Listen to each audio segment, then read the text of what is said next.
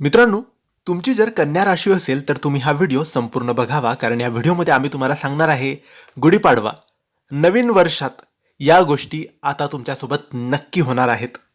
मित्रांनो, तुम्हाला तुमच्या पत्रिकेबद्दल जाणून घ्यायचं असेल, तुमच्या जीवनात काही अडचणी असतील, काही दोष असतील, व्यापार चालत नसेल, नोकरीत प्रगती नसेल, खूप कर्ज झालं असेल, आरोग्याच्या समस्या असतील, नात्यांमध्ये काही समस्या असतील, तुम्हाला जाणून घ्यायचं असेल की नेमक्या प्रॉब्लेम कुठे आहे, कोणती अडचण आहे, कोणती बाधा आहेत, माझी पत्रिका नीट तर आहे ना, माझ्या पत्रिकेत काही दोष आहेत का, असतील तर त्यावर कोणते उपाय करावेत, कोणती सेवा करावी आणि यातून कसं बाहेर पडावं, या सगळ्या गोष्टींची माहिती आम्ही तुम्हाला देणार आहे.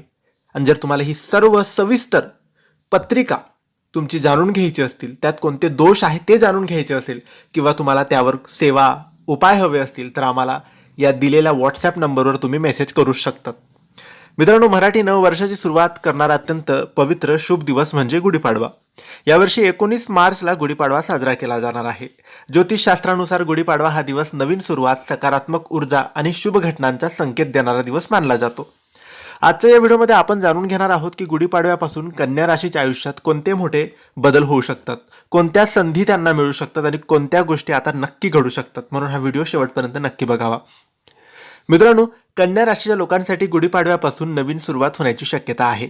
गेल्या काही महिन्यांमध्ये कामात अडथळे आले, काही योजना अर्धवट राहिल्या, मेहनतीचे योग्य फळ तुम्हाला मिळाले नाही, अशा गोष्टी तुम्हाला अनुभवायला मिळाल्या असतीलच. पण गुढीपाडव्यापासून परिस्थिती हळूहळू सकारात्मक दिशेने बदलू शकते.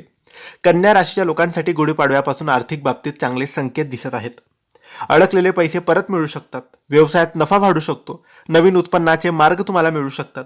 काही लोकांना अचानक आर्थिक लाभ सुद्धा मिळण्याची शक्यता आहे.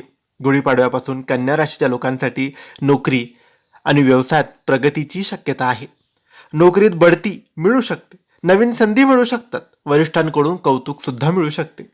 जर तुम्ही नवीन काम सुरू करण्याचा विचार करत असाल तर हा काळ तुमच्यासाठी शुभ असू शकतो. कन्या राशीच्या लोकांसाठी गुढीपाडव्यापासून नातेसंबंधांमध्ये सुधारणा होऊ शकते. कुटुंबातील मतभेद कमी होऊ शकतात. घरात आनंदाचे वातावरण निर्माण होऊ शकते. काही लोकांच्या आयुष्यात नवीन आनंदाची बातमी सुद्धा येऊ शकते. गुढीपाडव्यापासून कन्या राशीच्या लोकांमध्ये आत्मविश्वास वाढण्याची शक्यता आहे. तुम्हाला तुमच्या निर्णयांवर विश्वास वाटेल आणि नवीन गोष्टी करण्याची प्रेरणा मिळेल. हा काळ स्वतःच्या क्षमतेवर विश्वास ठेवून पुढे जाण्याचा आहे. गुढीपाडव्याच्या दिवशी सकाळी लवकर उठून घरासमोर गुढी उभारावी. त्यानंतर भगवान गणपती बाप्पाला नमस्कार करून प्रार्थना करावी आणि शक्य असेल तर एक तुपाचा दिवा नक्की लावावा. यामुळे घरात सकारात्मक ऊर्जा वाढते आणि शुभ परिणाम आपल्याला मिळतात. ज्योतिषशास्त्र आपल्याला मार्गदर्शन देते, पण यश मिळवण्यासाठी मेहनत आणि संयम आपल्याला ठेवावा लागतो. म्हणून येणाऱ्या संधींचा योग्य फायदा करून घ्या. कन्या राशीच्या लोकांसाठी 19 मार्चचा गुढीपाडवा हा नवीन सुरुवात, नवीन आशा आणि प्रगतीचे संकेत देणारा दिवस ठरू शकतो. जर तुम्ही सकारात्मक राहून मेहनत केली तर हे वर्ष तुमच्यासाठी यश, आनंद आणि प्रगती घेऊन येणार आहे. व्हिडिओ आवडला असेल तर लाईक करा, शेअर करा आणि आमच्या चॅनलला सबस्क्राईब करा. मित्रांनो, ही माहिती सर्वच कन्या राशींसाठी असेल असं नाही, कारण प्रत्येकाच्या पत्रिकेत वेगवेगळे ग्रह हे वेगवेगळ्या स्थानी असतात.